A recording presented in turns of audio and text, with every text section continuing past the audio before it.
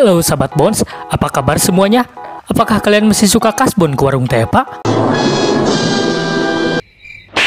Stoplah sahabat Bones, minang ting mah bisa ditonyok dadanan nepi kabucat seperti pada film kali ini yang dilakukan psikopat sadis saat menyerang orang lain. Sesadis apakah film tersebut? Mari kita lanjut.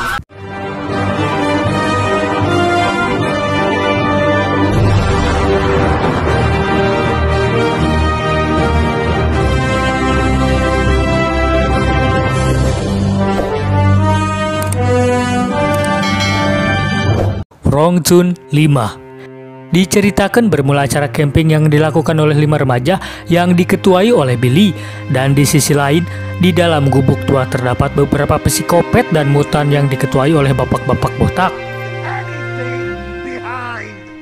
Lanjut.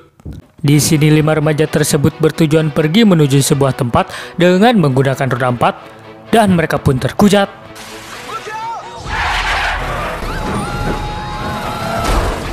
Mobil mereka rusak dan untung saja badan mereka masih jag-jag. Lalu mereka pun keluar dan melihat korban yang terkapar dan mereka pun mengeceknya.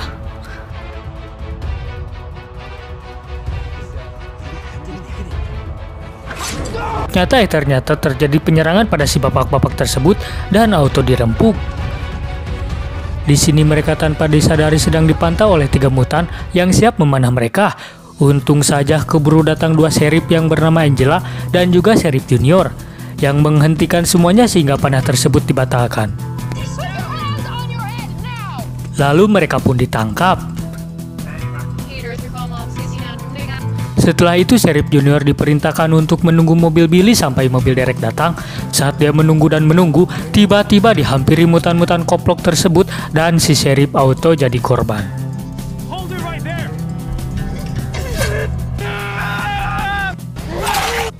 Scene berganti pada Billy dan kawan-kawan yang sedang ditahan dan dia mengusulkan pada sheriff bahwa temannya tidak bersalah dan dia ingin temannya dibebaskan.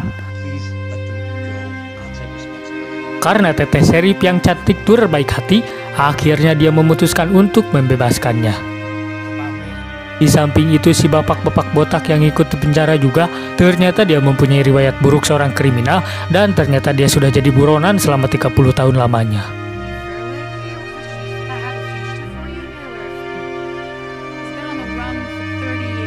Lalu di sini si botak membuat kata-kata untuk menakuti Angela bahwa dia harus dibebaskan sebelum anak-anaknya datang dan menghancurkan kota ini.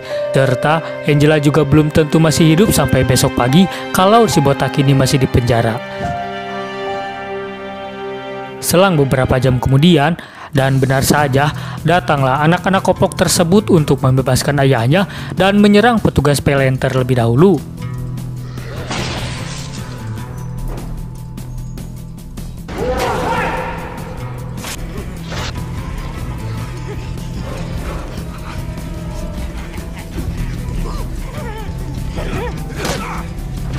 Di sini petugas PLN sampai digantung dan disetrum sehingga terjadi korsleting listrik di kota tersebut dan listrik pun terhurung. Di sini si botak berkata, permainan pun dimulai.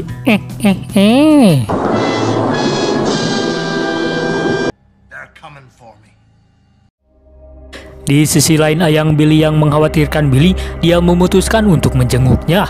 Dan saat di luar, tiba-tiba dia bertemu dengan 3 mutan koplok tersebut dan terjadilah kejar-kejaran dan...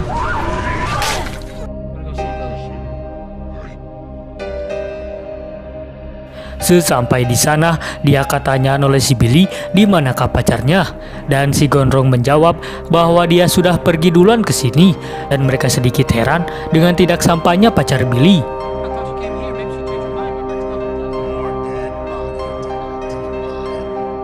Tidak lama kemudian, tempat singgah teman Billy kedatangan tamu tak diundang dan tamu tersebut langsung menyerang pacar Lita, dan di sini dengan kekuatan Neneng Lita mencoba untuk menghajar orang-orang aneh tersebut dan dia melumpuhkan 1 orang tersebut lalu kabur.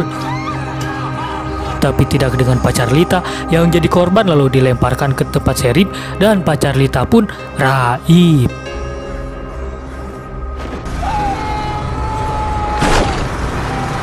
Karena Sheriff mulai panik, akhirnya dia memutuskan untuk membebaskan Billy dan memberi mereka senjata untuk jaga-jaga menyerang mutan-mutan koplok tersebut. Lalu dia juga mencari sebuah radio untuk meminta bantuan pada kapolsek lain. Lalu tidak lama kemudian, Sheriff menemukan radio tersebut dan dia tersambung pada seorang pemuda yang sedang santuy. Lalu Sheriff langsung memberitahunya agar membantu dia untuk menyampaikan laporan pada polisi lain. Tetapi si pemuda ini malah mengacuhkannya.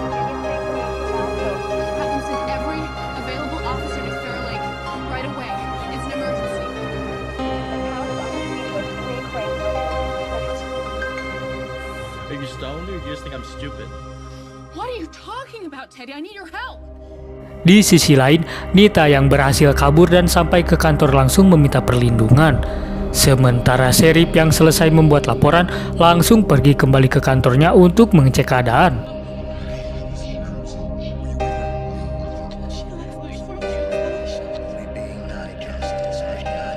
Lalu datanglah Billy dan teman gondrongnya yang meminta izin keluar untuk mencari si Ayang dan temannya yang hilang. Setelah Sheriff berpikir akan kepercayaan keselamatan terhadap Billy sampai mangkreng, akhirnya Sheriff mengizinkannya. Lalu Billy dan si gondrong pergi dan dibekali senjata. Saat mereka lirik sana lirik sini, tiba-tiba datanglah mutan koplok tersebut dan menyerang mereka. Auto meninggoy, cok.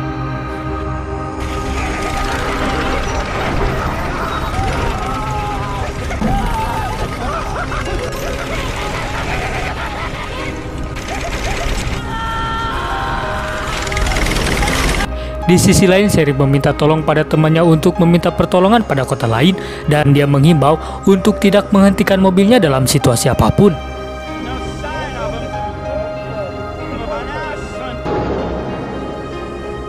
Saat dia di perjalanan dan terjadilah momen membagongkan.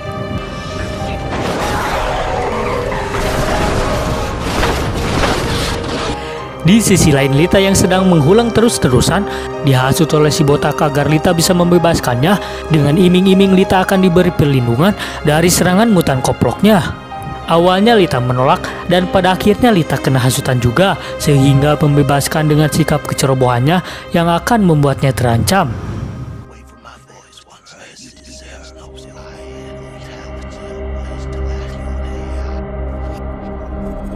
Saat si botak keluar dan dia langsung menusuk kedua mata Lita dan Lita pun pergi untuk mencari pertolongan. Lalu untung saja ada Sheriff yang menolongnya sampai si botak dimasukkan kembali ke selnya. Lalu Sheriff memantau kembali situasi di luar dan dia mendapatkan serangan mutan sampai pingsan. Di sisi lain, si botak yang menghancurkan mental Lita dengan ejekannya sampai Lita mencoba kabur dari sana.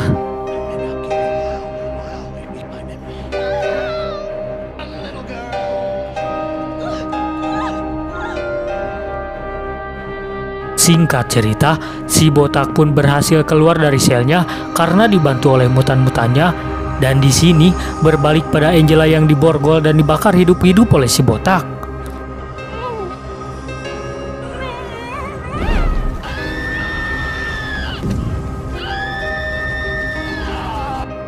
Saat si botak mau pergi dengan mobil psikopatnya, ternyata si neneng Lita yang dari tadi mencoba lari malah menaiki mobil psikopat tersebut. Dan auto dibawa pergi dan film pun selesai di sini. Kata-kata mododep hari ini, janganlah kamu berurusan dengan orang-orang yang sedeng. Daripada nanti kamu ke bawah sedeng, lebih baik makan beng-beng.